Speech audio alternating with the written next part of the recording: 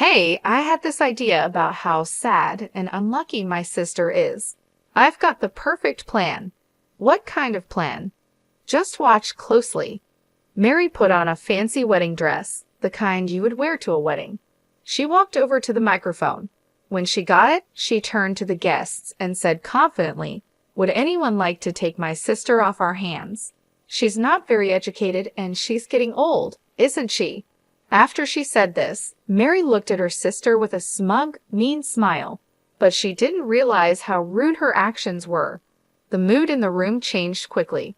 People started whispering, and some guests gave Mary cold looks. Mary didn't notice and grabbed the microphone again. "Come on, sister, you need to sell yourself more. There are plenty of handsome doctors here.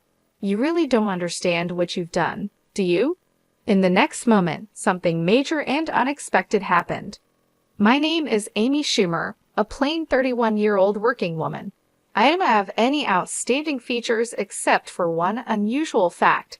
After middle school, I pursued a career in law and became a lawyer. I have a sister named Mary who is 3 years younger than me.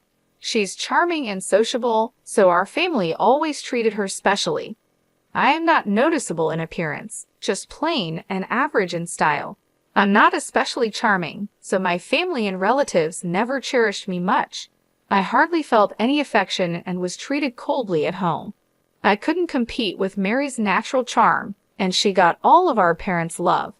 All I received were harsh looks. I worked as hard as I could. I tried my best in my studies, earning good grades, hoping to get some attention from my family. But I could never outshine Mary. Eventually, I got tired of trying to win their love and decided to focus on something else. I gave up on being loved and put all my effort into studying. I promised myself that I would find my worth through my knowledge. Studying hard gave me confidence, and my efforts led to good results. I hoped that my success in school would one day earn me a word of praise from my parents.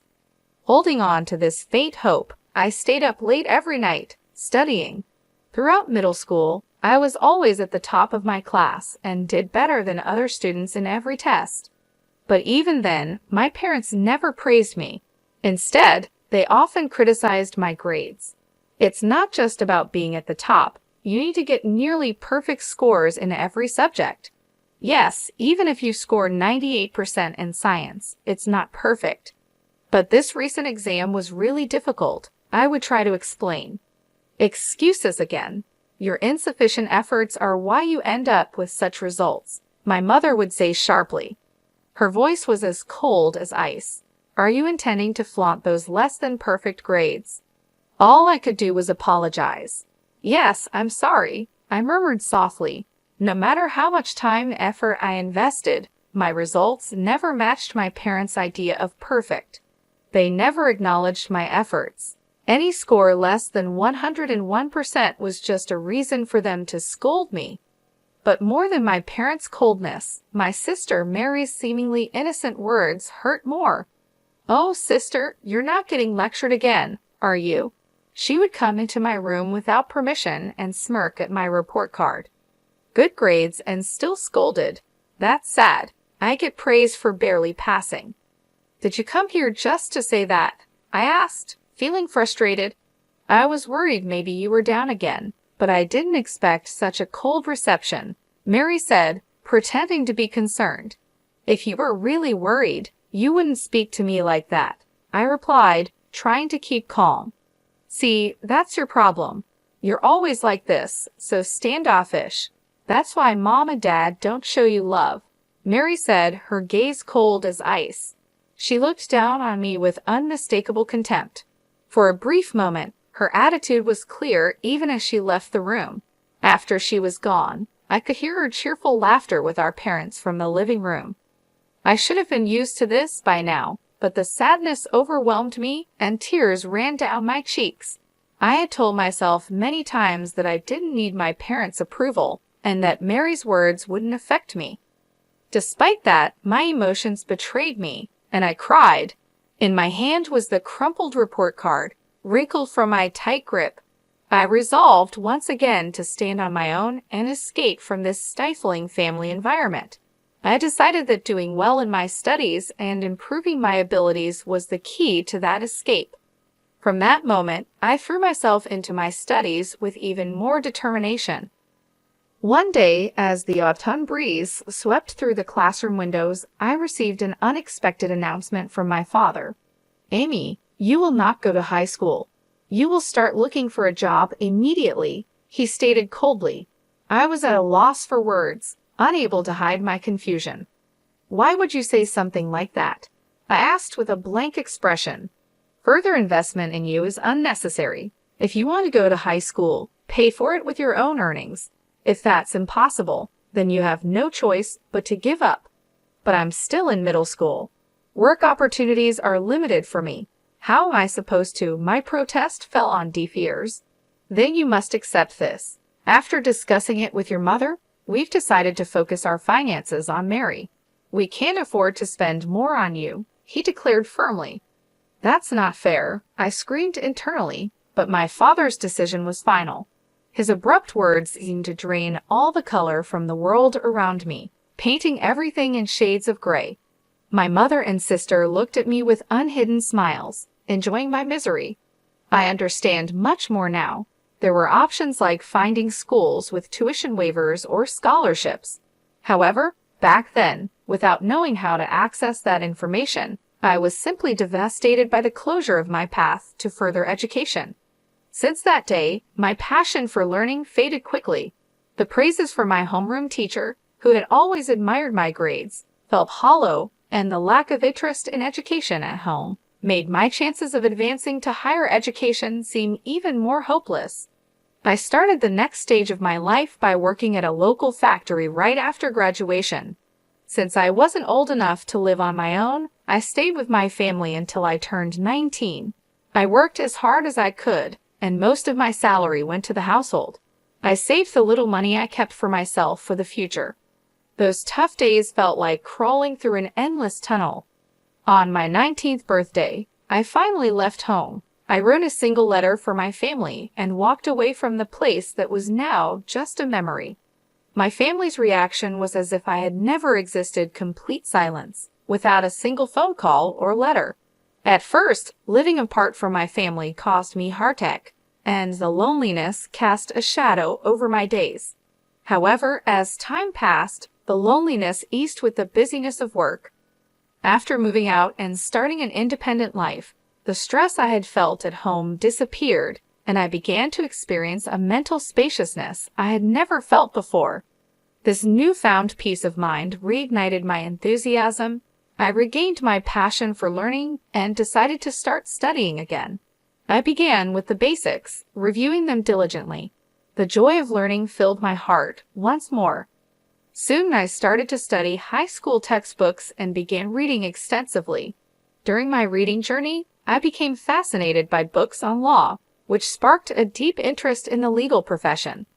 Despite only having a junior high education, I learned about the preliminary examination system, which allowed someone like me to take the bar exam.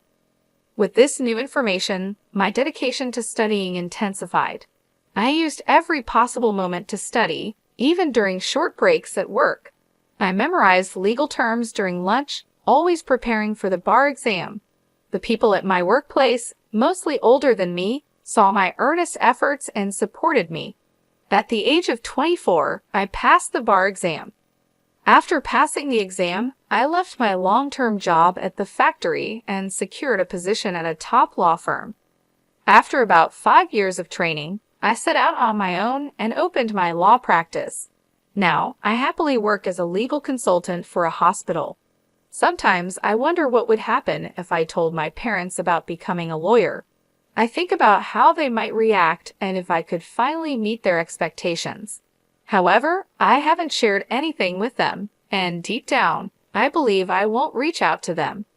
An unexpected reunion with my family came sooner than I thought. One evening, after finishing work, I found a message on my phone from my younger sister, Mary. She was getting married. "Mary is getting married," I murmured to myself. My sister, now 29, was engaged to a doctor, and her wedding was next month. They wanted me to attend. Despite the long estrangement from Mary and my parents, I couldn't ignore this significant event, so I replied that I would attend. Mary quickly responded with the exact date and location of the ceremony. The message ended with, "Don't forget the wedding gift," which made me smile wryly. Perhaps Mary was more interested in the gift than in welcoming me. I decided to use the wedding as a chance to reunite with the family, and then part ways again. On the day of Mary's wedding, I put on a carefully selected blue dress and headed to the venue. After completing the entrance formalities, I took my seat in the family area where my father and mother were already seated. "You have some nerve showing up here. You must be doing well for yourself with the meager earnings from the factory," my father said coldly. "Indeed, you're right. Introducing someone like her as family does not do us any credit as parents," my mother added with disdain. "Mary shouldn't have invited someone like you," my father continued. I told them exactly that, but they insisted on getting the celebration money anyway, my mother said quietly, even though I was right there. They carried on this conversation without any hesitation. This was the reality I faced. I had a faint hope that sharing my side might bridge the gap between us, but it was quickly shattered. Both my father and mother seemed to completely avoid talking to me. In the silence, I glanced around the venue and noticed some familiar faces among the groom's side. Haven't I seen that person somewhere before? I thought to myself, feeling a sense of déjà vu. As I traced my uncertain memory, I looked up the groom's name and my suspicion turned into conviction. The connection I had anticipated became clear. I couldn't entirely hide my faint surprise. Such a coincidence, almost like a twist of fate, I marveled. However, I decided to keep my emotions in check and spend the day quietly. As the ceremony proceeded, the bride and groom made a glamorous entrance. Guests spoke warm words and gave entertaining performances that softened the atmosphere. As time passed, the banquet gradually shifted to dinner and then to photo sessions. Throughout this time, my parents got up without acknowledging me and moved toward the front where the bride and groom awaited. Mary, as if drawn by a magnet, clung close to the bride and groom, smiling happily in every photograph. Pretending not to be affected by the scene unfolding before me, I focused silently on the meal in front of me. Unexpectedly, my sister Mary approached me. She came closer with a smile, but her eyes had a spark of something more than excitement to see her sister after so many years. "Big sis, it's been such a long time, hasn't it? Are you happy to spend time together like this?" she asked slightly. I nodded quietly and said, "Yes, the banquet food is really wonderful." With a sarcastic smile, Mary continued, "You can't get such luxurious food at the factory you work at, can you? You should be grateful for this opportunity." Something inside me felt like it was being torn apart, but I didn't show it on my face. Mary's words became sharper, tauntingly piercing me. "Oh dear, did I upset you? I'm sorry, but it's natural for you to be envious, isn't it? Your little sister marrying a doctor and all." Mary said the words "I'm sorry" flippantly, as if they were meaningless. I kept my expression unchanged and quietly waited for my next move. At that moment, Mary whispered in my ear, "Big sis, because I feel sorry for you, I've come up with a great idea." Despite trying to stay calm, I asked with suspicion, "A great idea? What is it?" Mary, looking satisfied, said, "You'll see. Just watch closely." Wearing her elegant wedding dress, Mary gathered everyone's attention. She took a microphone from the staff and suddenly announced loudly to the guests, "Ladies and gentlemen, you may not be aware, but my sister is here. She may not have the highest education or be the youngest, but if there is anyone kind-hearted enough, could you please take her under your wing?" My face turned red. "What are you saying, Mary?" I exclaimed. Mary continued even louder. "Although she doesn't earn much and leads a modest life, is there someone here who can brighten my sister's future?" As everyone focused on me, Mary seemed to enjoy my discomfort with a smug smile. At that moment, a shocking scene unfolded. Mary's rude behavior escalated, and even our normally gentle parents joined in. Please treat her kindly, my parents added. This was the last straw for me. Rage swirled within me. To ridicule someone so much at a happy event, how far would they go? I couldn't believe it. But now it was time for them to face reality. As the atmosphere shifted and murmurs spread through the venue, Mary, unaware she was the center of attention, cheerfully called out, "Amy, look, there are so many doctors here. It's your chance." I stayed silent but conveyed my strong will through my somber gaze. "This is the end for you." Confused, Mary responded, "Eh."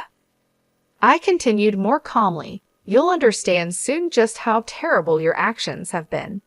Just as Mary tried to make an excuse, the groom suddenly raised his voice. "Wait, please. Why are you leaving your seats?" The venue was riveted by his voice. Looking toward the groom, it was clear all his colleagues from work were standing up, heading for the exit. Even as the groom tried to stop them, a dignified man, who appeared to be the hospital director, spoke to the groom with determination. "The recent remarks of the bride were so unpleasant that I'm in disbelief. I apologize, but we can no longer stay here. We will take our leave now," the hospital director said. The groom hurried to stop him, offering to take responsibility for Mary's words and actions. "Please wait. I admit her words were inappropriate. I'll speak to her directly and ensure she changes her behavior." However, the hospital director pointed out the gravity of the issue and revealed something the groom didn't know. "The problem isn't just that. Do you not know what kind of person her sister is?" The groom, confused, admitted, "No, I only met her sister for the first time today. All I've heard is that she worked in a factory after graduating from middle school." The hospital director couldn't hide his irritation. "Don't be ridiculous. Her sister is a respected lawyer and serves as the legal advisor to our hospital." The groom was shocked to learn this, indicating he had no idea I was the hospital's legal advisor. Mary and my parents were also speechless. I was the legal advisor of the hospital where Mary's fiancé worked. I had seen him several times at hospital events, which is why he looked familiar. The other guests probably realized this too. Mary's inappropriate comments only made things worse, and that's why the hospital director was so outraged. Although the groom himself had no direct relation to me, the hospital director and staff valued the legal advisor highly. The groom's face turned red, and he stepped toward Mary, raising his voice. "What on earth is this? Because of your carelessness, my reputation is now tarnished." Mary stumbled over her words, then defended herself like a bewildered child. "It's not like that. I truly had no idea my sister was in such a prestigious position." Growing more indignant, the groom continued to scold Mary. "Ignorance is no excuse. How can you speak so lightly and disrespectfully of your own sister? Your behavior is disgraceful. You've truly lost sight of what's valuable." Mary, desperately trying to explain, pleaded, "Wait a minute, listen, I have a good reason." However, the groom, without giving her a chance to explain, declared decisively, "The marriage is off. I have no interest in hearing your excuses. Our engagement ends here." Shocked by his words, Mary collapsed on the spot, her complexion turning deathly pale. In a fit of anger, the groom stormed out of the wedding hall along with the other guests. As I was about to leave, I heard a desperate cry from my sister behind me. "Please help me, Amy." Without being swayed by her cries, I confronted her with a stern tone. "Help you? Why should I? The situation you're in is because of your own actions. Making jokes at others' expense and then playing the victim is pathetic." Mary, filled with confusion and anxiety, pleaded, "Why are you using such harsh words? If I had known about your success as a lawyer." With a quiet yet firm attitude, I responded, "Why should I need to inform someone who has never contacted me about my profession? In fact, I was planning to end our relationship after this wedding. But now, seeing your unfortunate end, I am somewhat satisfied.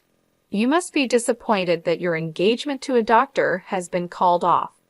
Well, you'd better work hard to find your next prospect." With these words, I left the venue with dignity. From afar, I could hear the critical voices of my parents and other guests. Everything proceeded as expected, and Mary's marriage was no more. My parents, who had thought a secure future was assured through Mary's marriage to a doctor, expressed their anger toward her for the first time. Unable to withstand their anger, Mary sought help with a broken heart, but I ignored her pleas. I never answered her calls despite repeated attempts and cut off all contact with the family. I heard that Mary had quit her job and was now without employment, estranged from our parents, and spending her days shut in at home. As for me, I am very happy with both my work and private life, living peacefully without any big problems. Although my bond with my family hasn't been smooth, I am lucky to have a lot of support from people in my professional and daily life. This good environment isn't by chance, but because of my long-term hard work and effort. There were times when I faced tough challenges, but overcoming them made me who I am today. Looking back on my past struggles, I see their value. Now, I hope to keep living a fulfilling life at my own pace, setting realistic goals and keeping stress low.